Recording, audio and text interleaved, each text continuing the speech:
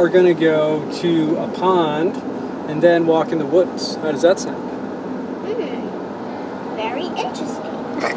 What bird is this, Uncle Dave? That is a green-winged teal, maybe. Oh, you got it right. How do you know that?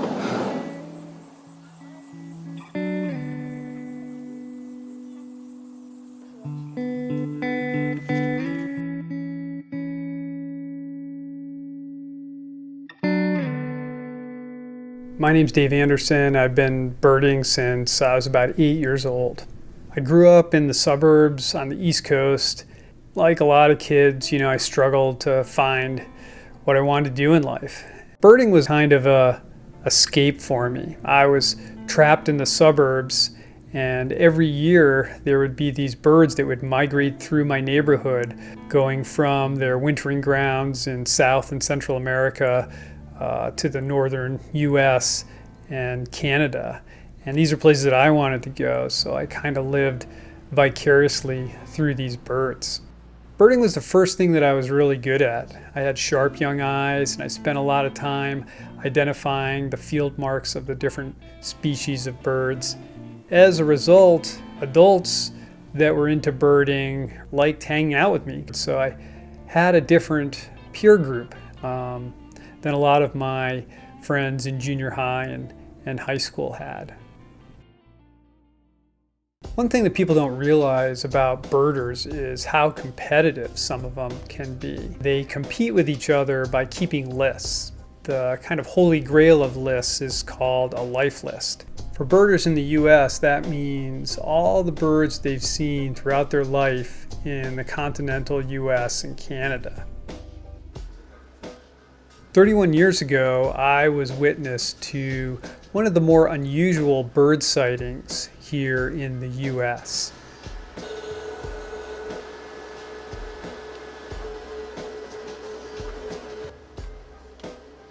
In the late summer of 1983, a western reef heron was seen on Nantucket Island off the coast of Massachusetts. The western reef heron usually lives in western Africa, and that made it a big deal.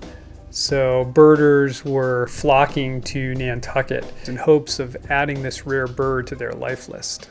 When I heard about the heron, I drove to Massachusetts, got on the ferry to Nantucket, pedaled my bicycle across the island to the marsh where it had been seen, and after a little while of searching, I was able to find the heron standing amongst the reeds. While I was there, an elderly man came up to me and said, "Son, have you seen the heron?" And I set up his spotting scope on the bird, and we stood around talking about how unusual of a species it was to end up here.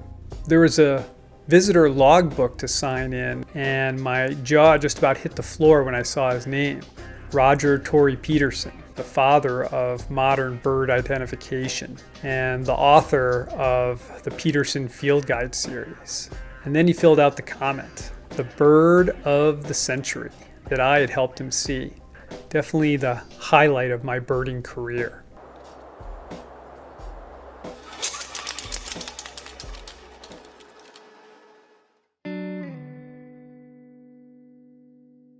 While I don't watch birds with the same intensity that I did when I was younger, I still enjoy sharing my knowledge with friends and family.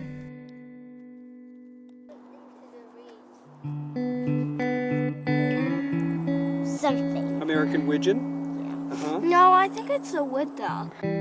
For me, the real value in bird watching is sharing time outdoors with people I care about. And by identifying birds and observing their habits, people begin to gain an understanding into how the natural world is connected.